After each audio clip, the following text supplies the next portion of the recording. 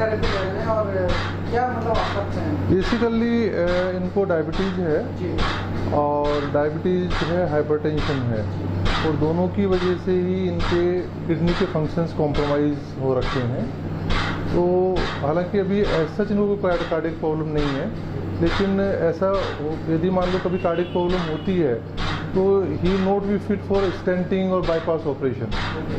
तो एक तो ये था कि भाई इनको पहले से ही प्रिवेंटिव एस्पेक्ट के रूप में ईसीपी दी जाए, ताकि इनके हार्ट के अंदर इतने कोलेटर्स बन जाए इनको हार्ट की प्रॉब्लम फ्यूचर में नहीं हो।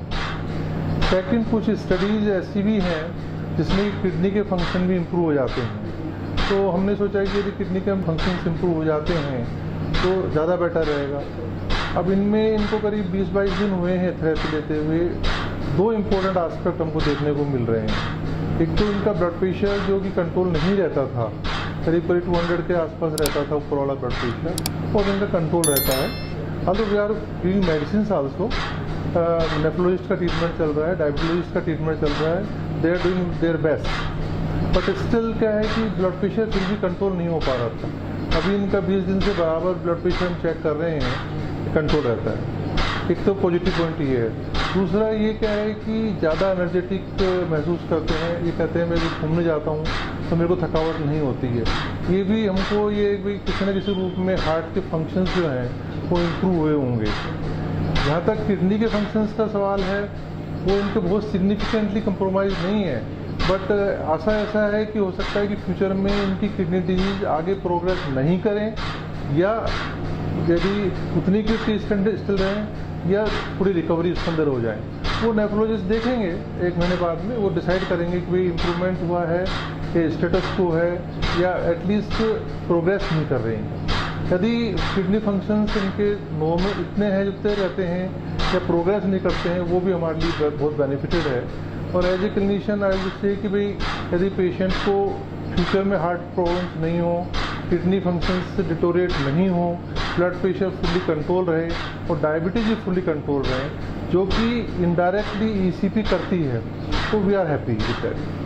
सर दोस्तों, कितनी थेरेपी एक पेशेंट्स को चाहिए अपने आप को सबसे करने के लिए? जनरली जो प्रोटोकॉल बने हुए हैं वो रोज़ाना हम 1 घंटे के लिए पेशेंट को बुलाते हैं और मिनिमम 5 डेज भी कम करते हैं, और 35 सिटिंग्स करते हैं। टोटल सिटिंग्स जो है 35 सिटिंग्स करते हैं, और देन विल सी कि भाई क्या इफेक्ट आए, क्या इफेक्ट नहीं आए।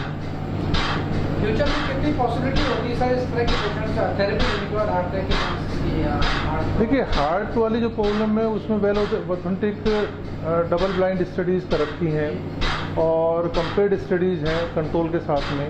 उनमें हमको मालूम है कि 85% पेशेंट्स में स्टेंटिंग या बाईपास की आवश्यकता नहीं होती है। दूसरी चीज़ ये है कि जिनको स्टेंटिंग या बाईपास हो चुकी होती है और उसमें रीब्लॉकेजेज हो जाते हैं, उन पेशेंट्स में भी बहुत अच्छा फ़ायदा मिलता है, क्योंकि उनके पास कोई ऑप्शन नहीं होता है, उनको एंजाइना होता रहता है, तो उन पेशेंट को भी बहुत फ़ायदा मिलता है।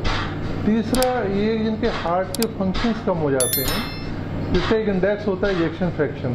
Sir ejection fraction cardiac problem की वजह से या धमनियों में ब्लॉकेज की वजह से उनके हार्ट या फंक्शंस कंप्रोमाइज जाते हैं, उनमें बहुत ही अच्छे रिजल्ट्स हैं और ये वेल डॉक्यूमेंटेड रिजल्ट्स हैं जो है डेफिनेटली इम्प्रूव जाते हैं।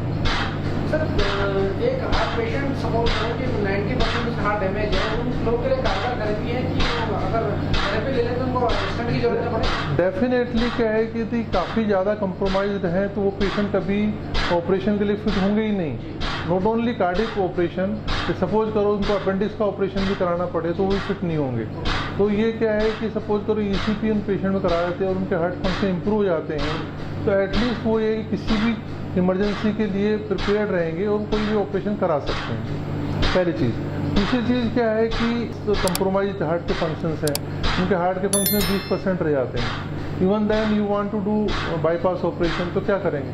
बट अच्छा हम ईसीपी इसलिए कराते हैं कि उनके कुछ फंक्शंस इम्प्रूव हो जाए, तो ड्यूरिंग ऑपरेशन और आफ्टर ऑपरेशन जो मोबिलिटी और मोटिलिटी होती है वो कम हो जाएगी। और ये उन्होंने ऑथेंटिकली प्रूव किया है कि जिन पेशेंट्स का ईसीपी कराने के बाद में बाईपास ऑपरेशन उन्होंने किया तो उनके पेशेंट ज़्यादा अच्छे से रिकवर हुए, ज़्यादा अच्छे से उनकी मोबिलिटी कम रही और मोटिलिटी रेट भी कम रही।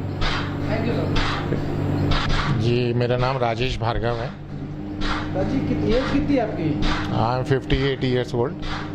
क्या परेशानी थी आपको? मेरे को लेफ़्ट हैंड चेस्ट में थोड़ा सा ठंडक सी महसूस हो रही थी, प्लस मैं 2-2.5 किलोमीटर चलने के बाद थोड़ा सा हाफ में से लगा था। तो डॉक्टर साहब से पास मैं ECG कराने आया, प्लस अपना मेरा TMT टेस्ट कराया। तो बाहर आके मेरे को ऐसा लगा कि इस तरह का एक थेरेपी है, उससे मेरे को एक्सपेरिमेंट करना चाहिए।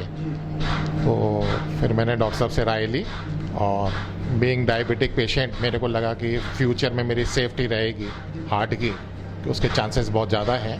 और उसके बाद मैंने थोड़ा सा पढ़ा, अपना गूगल पे सर्च किया कहाँ से ये थेरेपी स्टार्ट हुई, कौन कौन सी कंट्रीज़ में चली, उसके क्या मेरिट्स हैं, क्या डीमेरिट्स हैं। जब मैं फुल्ली कन्विंस्ड हो गया तो मैं डॉक्टर साहब के पास आया और मैंने कहा डॉक्टर साहब मेरे को एक दिन करके दिखाइए। और करने के बाद मेरे को नेक्स्ट डे थोड़ा बेटर फील हुआ।